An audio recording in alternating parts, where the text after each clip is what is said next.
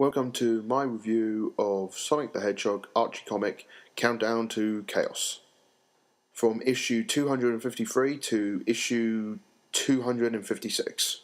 After Eggman's failed plan in Worlds Collide and creating the Genesis Wave, we start off with Sonic Tails in the jungle and Nicole not in very much of good shape. They theorise the idea the way to make her better is to find Sonic's friends and try to restore their memories in the New World counterparts, because of Sonic being sent to a whole new different Mobius of a different timeline. And speaking of not good shape, Robotnik's not in good shape as well, with Q-Bot and Allbot on right behind him. Lucky his army finds him and picks him up. Back with Sonic and Tails, they've been trying to find Rota to start off with, but they come across Big. There's quite a funny bit with Sonic trying to communicate with Big not really understanding it, and Tails basically said, "Oh, just let me try," simply put it, and they go off to try and find Rota. But Big takes them to where Rota is, and Rota has a bit of a problem dealing with some badniks. So Sonic and Tails decide to join in the fight, and when the fight was going on, guess who decides to show up? Silver Sonic. Yep, Silver Sonic decides to turn up, but he's dealt with quite quickly. Sonic and Tails get up to date by Rota about everything that's been going on, especially what he's been working on with this Sky Patrol thing. And so Sonic Tails decide to restore his memory with Nicole.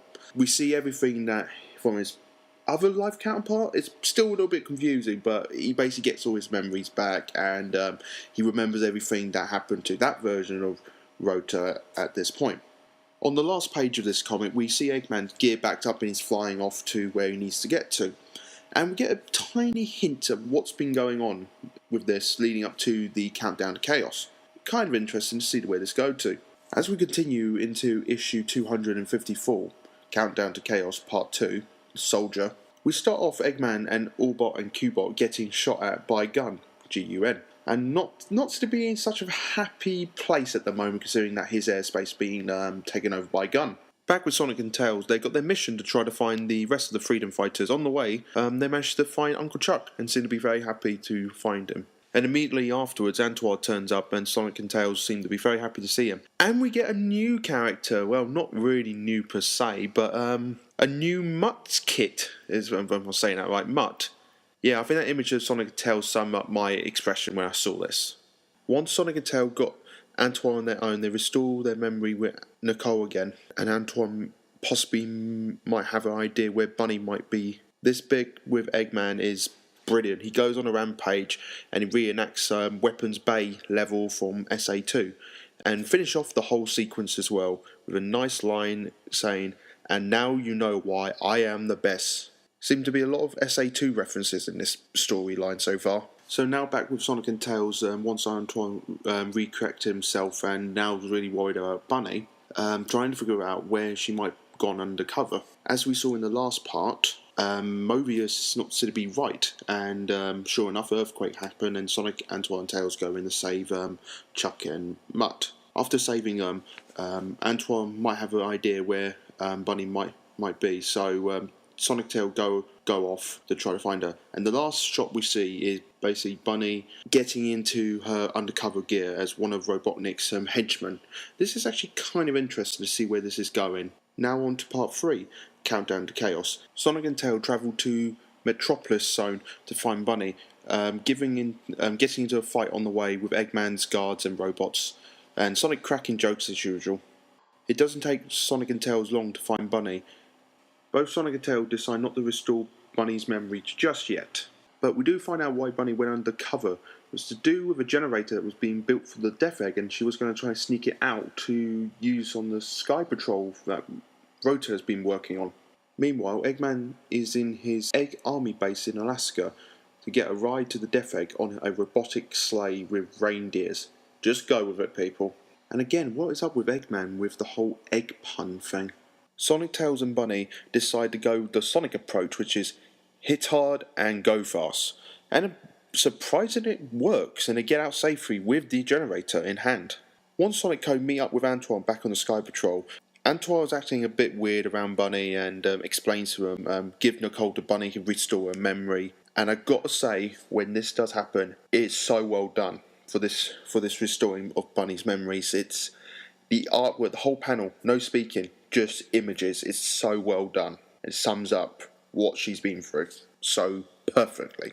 Nicole's starting to feel a lot better now, but she passed on some worrying news to Sonic that she might only have enough power to restore one more person's memory, that being Amy or Sally.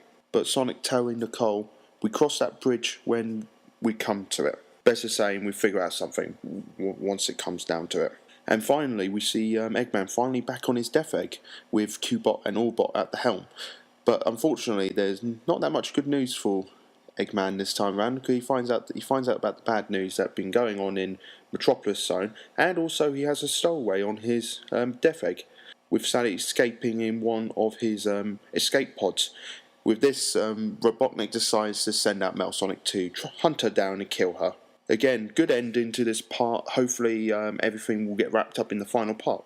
Welcome to the final part of Countdown to Chaos Part 4, issue 256. We start off with Amy and Cream along with Bean and Bark coming back from helping Blaze in Pirate Plunder Panic in the Sonic Universe storyline. By the way, good story, check it out.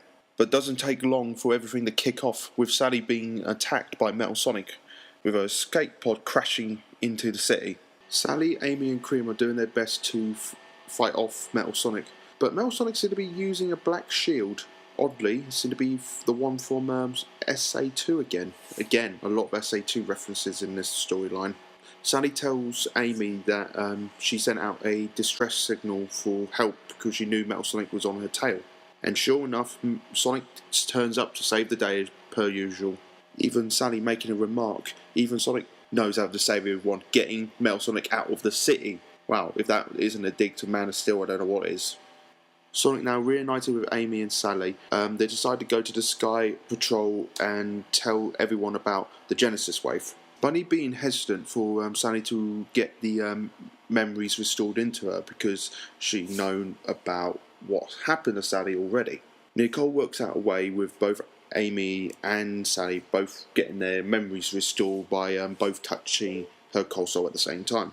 Sally seems to be having a much harder time accepting this, as she remembers the memories of when she got roboticized, as she breaks down emotionally. With Nicole finally restored, she has come to the conclusion that it's too late, nothing can be fixed about the dimensions ripping itself apart. This is also on the same end as Robotnik. And I do find it funny that the Sky Patrol is based off the Sonic old emblem logo. Our comic comes to an end with Mobius going to hell, with all our heroes and the new freedom fighters looking on. Countdown to Chaos is a very well told, executed story. It has great action, great amount of drama, some good comedy bits. The new designs for the characters look very well, and how the characters react to their emotions when they get their memories restored, that's very well done. But it did feel rushed at some parts in the story. What this means, though, that the Sonic Archie comic has gone into Infinite Crisis mode / New 52 sort of thing, with mostly everything getting rebooted from the look of things.